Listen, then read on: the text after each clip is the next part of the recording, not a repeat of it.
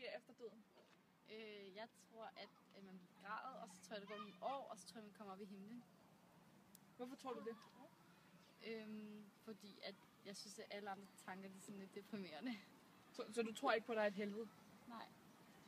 Hvad tror du, der vil ske med kristendommen? Altså fremover? Altså, der er jo ikke så mange, der bliver konfirmeret i nu, som de gjorde i gamle dage. Så måske vil det bare blive endnu færre, der bliver konfirmeret, og endnu færre, der tror på det. Og hvorfor tror du det? Fordi der er ikke så mange, der bliver konfirmeret i år. Hvilken religion har du? Jeg er katolik. Hvad tror du, der sker efter døden? Jeg tror, jeg kommer i himlen, eller alle gør. Hvorfor tror du det? Fordi vi er alle sammen gode mennesker. Så du tror ikke, der er noget helvede? Det håber jeg ikke, der er. Hvorfor har du den religion, du har? Ja, altså jeg er opvokset med det. Altså det er sådan, ja. Hvad tror du, der vil ske med kristendommen om 500 år? Jeg tror, den forsvinder sådan lidt. Både den katolske og den protestantiske del? Altså den katolske, ja. Men ikke så meget den protestantiske. Ja. Okay. Ja, jeg tror det. Og hvorfor tror du det? Fordi folk går ikke så meget op i det længere. Så man går mere op i den protestantiske del?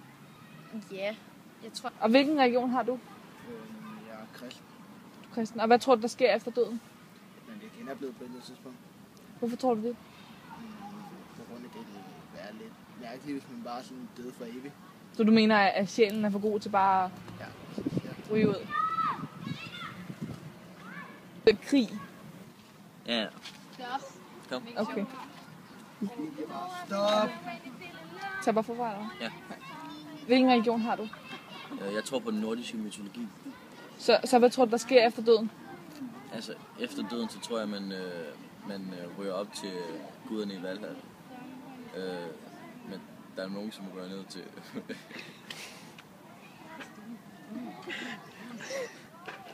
der er jo nogen, som ryger ned til Hel, som jo er dødsriget. Ja. Og hvorfor tror du det?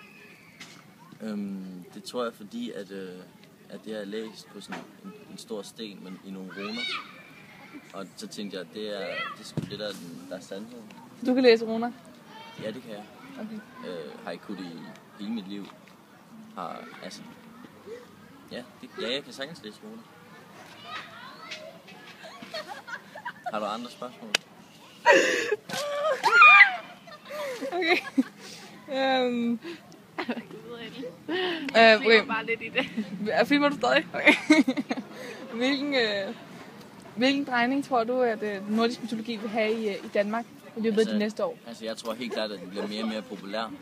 For eftersom folk lærer mere om den, og så vil det jo også forstå, at det